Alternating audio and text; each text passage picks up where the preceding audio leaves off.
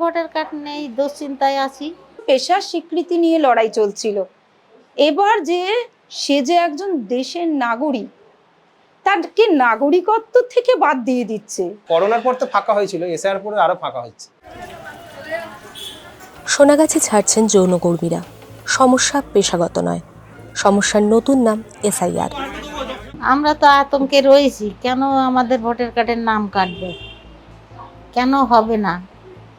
জমি রেজিস্ট্রি করার দলিল 2000 সালের, তারপরে তোমার আমি এই জায়গাটা আমি নিজেই নিয়েছি আলাদা 2000 সালের আগে। ভোটার তালিকার বিশেষ নিবিড় সংশোধন বা এসআইআর চালু হওয়ার পর থেকেই সোনাগাছিতে রীতিমতো উদ্বেগের একটা ঢেউ বয়েছিল। সেই সময় কমিশনের তরফ থেকে আশ্বাস দেওয়া হয় যে এই সোনাগাছিতেই ক্যাম্প করে যৌনকর্মীদের সমস্ত সমস্যার কথা শোনা হবে এবং তা সমাধানের চেষ্টা করা হবে। এই মুহূর্তে কি পরিস্থিতিতে রয়েছে সোনাগাছি? ক্যাম্প হয়েছিল ঠিকই, তখন আমরাও সবাই করেছিলাম যে ক্যাম্প বড় করে হয়েছে, তাদের ছবিও তোলা হয়েছে, তারাও নিশ্চিন্ত যে এত বড় যখন ক্যাম্প হয়েছে তাহলে পরে আমাদের ভোটার কার্ডটা থেকে যাবে। কিন্তু সেই জায়গা থেকে যে এই রকম উল্টে যাবে ব্যাপারটা আমরা নিজেরাও তো বুঝতে পারিনি। প্রথম দেখাচ্ছিল যে হবে হবে, তারা এর মধ্যে রয়েছে, কিন্তু তারপরে দেখাচ্ছে যে এই লাস্ট যে লিস্টটা বার হলো সেখানে পুরো ডিলিটেড দেখাচ্ছে। তাদেরও মাথায় হাত যে আমরা তাহলে কি করব। যৌনকর্মীদের নথির সমস্যা মেটাতে 2025 ডিসেম্বরে বিশেষ শিবির হয়েছিল সোনাগাছিতে। রাজ্যের মুখ্য নির্বাচনী আধিকারিক মনোজ আগরওয়াল নিজে উপস্থিত ছিলেন সেই শিবিরে।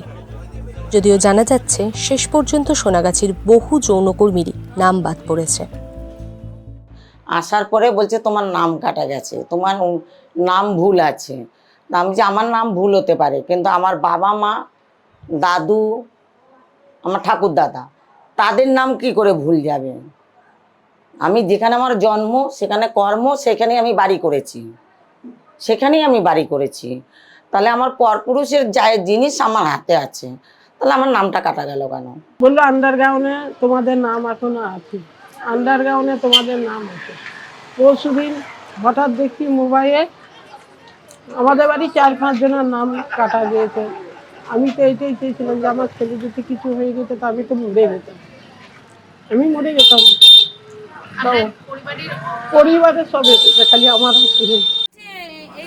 কমিশনের বিশেষ শিবিরের পর ভরসা পেয়েছিলেন যৌনকর্মীরা। এখন তাই নাম বাতিলের ক্ষোভ গিয়ে পড়েছে কমিশনের ওপরেই। এবং ক্যাম্প করে ওনারা বুঝতে পারেন প্রায় 50-60% মেয়েদের কিছু নেই। তারপরে ওনারা সব নাম সেখানেও নথিভুক্ত করে, স্পেশাল ক্যাম্প বসায়, বারবার আমাদের সাথে যোগাযুক্ত হয়ে আমরাও অনেকবার তার সাথে কথা বলি। তো তারা একটাই আশ্বাস দেয়, কোনো ভয় নেই, আমরা আছি, সবার মোটামুটি হয়ে যাবে, কোনো চিন্তার ভাবনার ভয় নেই। তারপর ওরা একটা অর্ডার কপি জারি করে, যেখানে বলা হয় যে যৌনকর্মী এবং ট্রান্সজেন্ডারদের কোনো নথি ছাড়াই যদি একদমই কিছু না থাকে তাতেও আমরা তাদেরকে করে দিতে পারবো, কোনো অসুবিধা হবে না।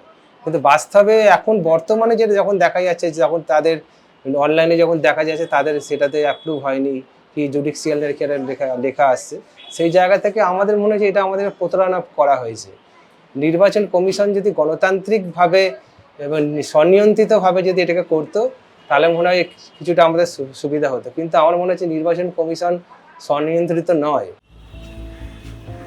বাড়ির সঙ্গে যোগাযোগ নেই অনেকের, পেশার কারণে পরিচয় গোপন রাখাই দস্তুর। সেই কারণে পুরনো নথি জোগাড় করতে পারছিলেন না যৌনকর্মীরা। কমিশন সুরাহা করার চেষ্টা করলেও আখেরে শেষ রক্ষা নেই। এই অবস্থায় কি করণীয় বুঝেই উঠতে পারছেন না তাঁরা। কত বড় চিন্তা, মাথার মধ্যে মনে হয় একটা কেউ বাড়ি দিয়েছে।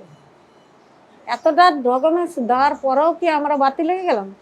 তাহলে কি আমরা এই দেশে থাকতে পারবো না? না বাঙালি বলে আমাদের উচ্ছেদ করেছে না, সেই ভয়তেই দিন যাচ্ছে। ইতিমধ্যে যৌনকর্মীদের এই সমস্যার কথা পৌঁছেছে কমিশনের কানে। যেটা যেটা গ্রহণযোগ্য ছিল আমরা ক্যাম্প করলাম, ডিও ক্যাম্প করলাম, হোয়াট এভার, যে খুব লিবারেলি দেখা হলো, যত ইয়ারও দেখলেন যে এটা লিবারেলি পসিবল আছে, হলো। যেটা পসিবল ছিল না ওটা হলো না। what can I do?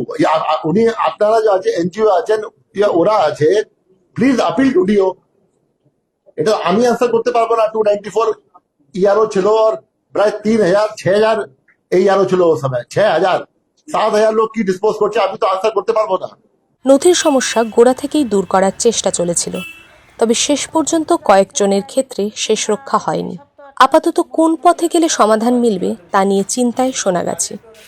আমাদের তাহলে ভাবতে হবে, কেন কোথায় গেলে ওই মেয়েগুলো সুরা হবে। সিও কাছে যাবে, কে বিএলও কাছে, তারা তো অলরেডি যাচ্ছে, এবং যাওয়ার পরে যদি সমাধান হয়ে যায় কোনো ব্যাপার না, আর যদি সমাধান না হয় তাহলে তো আমাদের কিছু একটা ব্যবস্থা করতে হবে।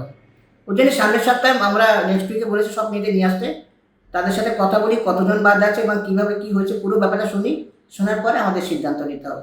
এর আগেও অনেক লড়াই করেছে সোনাগাছি। পেশা শ্রমের স্বীকৃতি নিয়ে সংগ্রাম চলেছে দীর্ঘদিন। ভোটারের স্বীকৃতিও তাই লড়াই করেই আদায় করে নেবেন, আশায় আশায় আছেন সোনাগাছির যৌনকর্মীরা।